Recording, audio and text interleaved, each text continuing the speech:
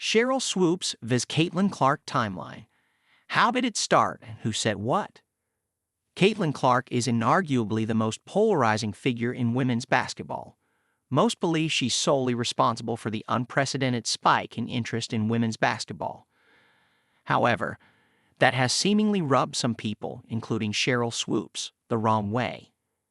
The Hall of Famer, for reasons unknown, isn't a fan of the Fever star. On the contrary, she actively tried to downplay one of her biggest achievements. During an appearance on the Gil's Arena podcast in February, Swoopes claimed that Clark breaking Pete Maravich's NCAA points record wasn't impressive as it took her 5 years to do it. She also claimed that the guard was playing against teenagers in her mid-20s. However, both claims were factually incorrect, and she had to walk back on them. The former WNBA superstar reached out to the guard and admitted she made a mistake. The 22-year-old star graciously took it in stride.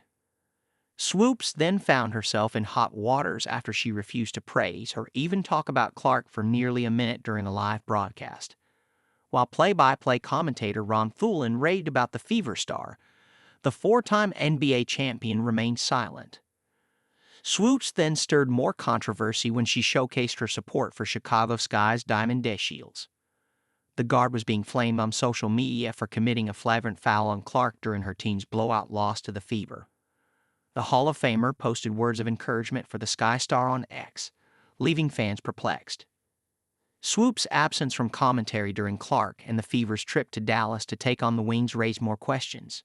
Stephen A. Smith claimed the production team took her off the broadcast to avoid another controversy and slammed the Hall of Famer in a rant on his podcast. He said, "After that, Sheryl Swoopes engages in levels of immaturity.